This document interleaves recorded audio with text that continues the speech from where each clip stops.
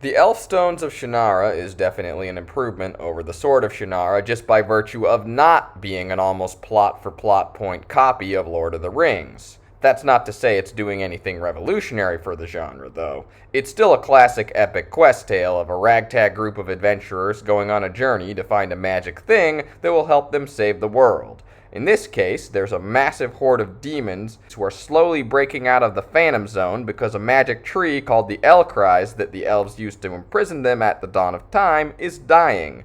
Fortunately, there's a way to make a new Elcries, and our old pal Alanon is on the case. He recruits Will Olmsford, the grandson of the protagonist of the first book, and an elf girl named Amberly, who was chosen by the Elcries to help him find a magic fountain called the Bloodfire, where they can dip a seed from the Elcries in the water and take it back to the Elcries to create a new Elcries. But a powerful demon called the Reaper is hunting them every step of the way. Meanwhile, the elves are fighting a hopeless war to slow down the demons that have already escaped as they slowly fight their way towards the Elcries to finish it off and doom the world. Elfstones is a sort of peanut butter sandwich of fantasy novels. It's comfort food. Like I said before, it's certainly not anything revolutionary or pioneering, but it hits all the right beats you want in a classic fantasy novel, and hits them rather well. It even has a twist at the end that, while fairly predictable, still packs a solid emotional punch. Wait a minute, what's this? The MTV series was so bad. Oh. Yeah, so I found out about this while I was looking up images to put in the Sword of Shannara review. Was I the only one who had no idea the Shannara series had a TV show, or did this slide under the radar for most people?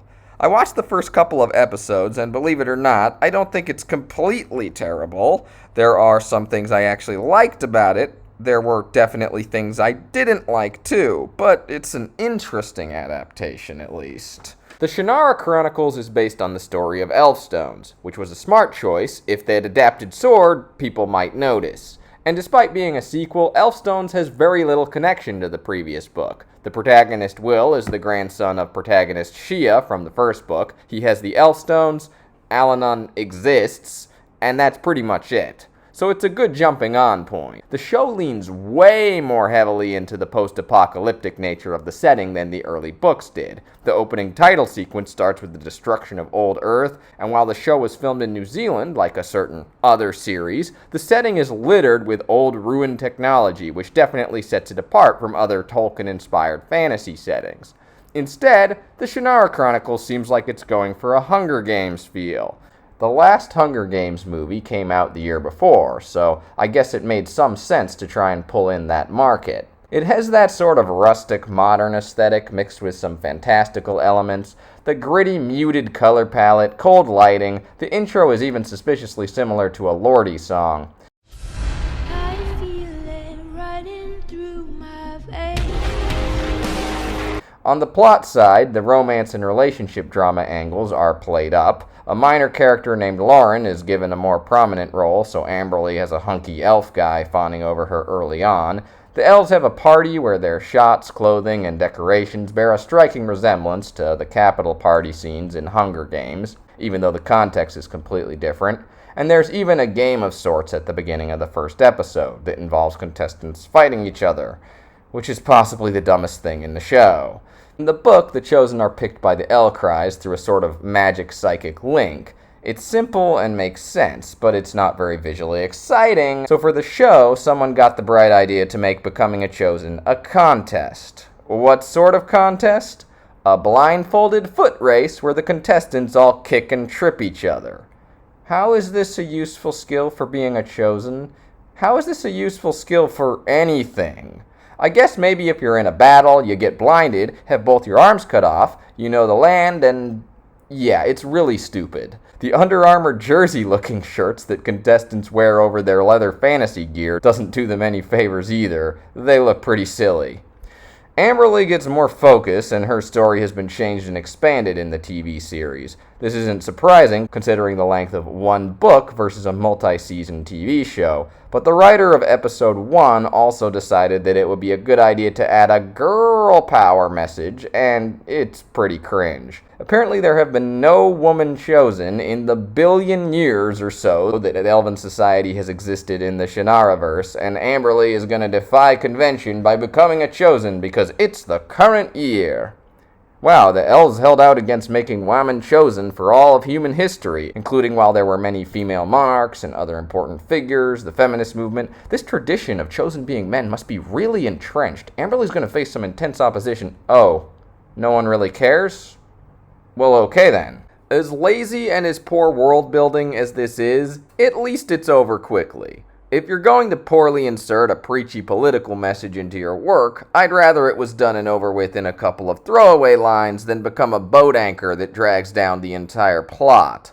Aside from that, Amberly isn't really a bad character. She's not an awful person who the story expects you to like. She's not immediately the best at everything she does. She actually gets the last chosen spot in the stupid foot race, so the other guys who are chosen actually did better than her. She's just kind of boring. She has that generic young adult novel female protagonist personality, where there's not much to her besides being a vaguely good person for maximum relatability with female audience members. That my biggest compliment is that she could have been a lot worse just shows how far our standards have fallen. I did say I liked some things about the start of this show, and mostly that's the Will part of the first episode. The death scene of Will's mom and the scenes after with his uncle I actually found quite well done. The writing was pretty good, the acting was good, and it was a good setup to make Will an interesting and sympathetic character. This was the most engaged with the plot that I got. And then Will meets Eretria. Eretria might be the single most drastically changed character from the book. Eretria is what's known as a rover, which in the book is just a different name for a pop culture gypsy. Her family runs a caravan of brightly colored wagons. They travel town to town working as entertainers, and they steal horses. All of this is very politically incorrect now. You see, gypsy was originally a term used for real-life Romani people, and by many it's considered a slur. Across the pond in America, where real Romani people have never really been a major presence, gypsies have traditionally been seen more like pirates and ninjas, a pop culture trope with only a loose connection to its real-life roots.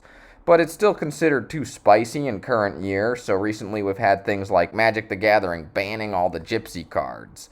Eretria's family are never called gypsies, but otherwise they check every box for gypsy stereotypes, short of a fortune teller with a crystal ball. In the book, Eretria offers to help Will and Amberly if he takes her away from her family because her father is going to sell her off into an arranged marriage per Rover tradition. She also tries to jump Will's bones. He turns her down. In the end, she helps them anyway, returns later in the book to help Will again, and when she leaves, it's heavily implied that she'll be seeing Will again later. Well, this is all very problematic. On top of the racial controversy over gypsies, a woman trying to solve her problems by throwing herself at a man is not very empowering. I don't know for sure if this is why Eretria was completely changed. I'm just theorizing. In the show, Eretria is a strong, empowered woman, by which I mean that her main personality trait is being a jerk. She saves Will from a gas mask-wearing monster man, acts unnecessarily jerkish to him while he tries to thank her and be nice, then she pretends to be attracted to him so she can drug and rob him. She tries to drug and rob Amberly, but Amberly sees through it and pulls a knife on her. Then she has the balls to act indignant when Amberly takes some food, like Amberly is being a hypocrite even though Eretria offered her some food before she tried to drug and rob her. Besides this version of Eretria not being particularly likable, she bored me. Her attitude, her background, everything about her, I feel like I've seen 1,000 times before, and the Shannara Chronicles doesn't really bring anything new to the table. Eretria is still called a rover, but what that means is no longer clear. She's not traveling with a caravan anymore, she's just on her own. Her clothes look basically the same as everyone else's, so there's no cultural distinction to be made. What is a rover in this series, and how does Will know she's one? No idea. Maybe it's explained in some later episodes, but in these ones it was unclear. The only possible competitors to Eretria for characters with the most changes made to them are the villains. The demons in the book were actually a big part of what made it better than the previous book. They weren't deep characters. In fact, they didn't even speak, and most of them didn't have proper names. But they had a certain distinct quality to them that made them memorable villains, as opposed to generic Dark Lord number 3568. The demons in Elfstones are a very animalistic threat. They tear people apart with fangs and claws. They can't be reasoned with. They kill because it's what they do. They're also portrayed as being really powerful and hard to kill, and they win a lot of the battles they're in. It really ratchets up the tension and makes it feel like the world is screwed if the Elfstones isn't restored. The Changeling, for example, one of the most powerful and important demons in the story, is basically John Carpenter's The Thing, transplanted into a fantasy setting. It's a creepy and memorable adversary. In the show, the Changeling is introduced as a sexy body-painted lady who has a creepy makeout session with another major villain, the Dagdamor, who was a cloaked ape man with horns and a magic staff in the book, but in the show looks like his costume was stolen directly from the Mines of Moria set. The two discuss their villainous motivation through subtitled demon speak. They feel more like villains from Buffy the Vampire Slayer than the ones from the original book. It's just my opinion, but I think this is an example of how making characters more complex does not necessarily make them better for the story. That's about as much of the Shannara Chronicles as I care to talk about based on the couple of episodes I watched. Will I be watching more? No! Is it really so bad? Not really. It's not The Room or Manos the Hands of Fate or even Batwoman on the CW. It's more like so meh. While a lot of the costumes are derivative or ugly, the locations and sets actually look very nice, and the acting ranges from okay to actually pretty good. Kevin McNally, who had a supporting role in Pirates of the Caribbean, plays Will's Uncle Flick, and he does a great job. John Rhys-Davies plays the Elf King, and while the script doesn't give him a lot to do, he really does bring that special gravitas he has to the role. But the writing I found derivative, occasionally stupid, and just underwhelming. I called the Shannara Chronicles an interesting adaptation, and I did find it interesting, but only because of all the changes made to the source material and how different it looks from the original Brothers Hildebrandt illustrations that were central to the original book's marketing and success. It's interesting in comparison. As a standalone story, there's just not much here I found appealing.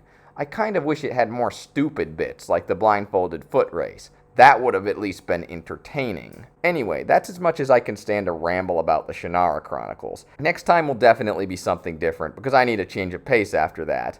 I know I haven't uploaded in a while. My marriage is actually done, so that's great. And also, I got some work, so I've been a little occupied. But I do have some other stuff planned. I really want to get back to the Ace Attorney retrospectives and make a video about the second game. I also want to do another Let's Watch for a nostalgic anime. And I'll give you a hint which one with the outro song. As always, if you like the video, give it a like, and subscribe and click the bell icon to hopefully be notified when there's an update. It's a good idea to just check the channel occasionally though, because YouTube is either terrible about notifying people who are subscribed, or is deliberately throttling this channel. Thanks everyone, and have a great day.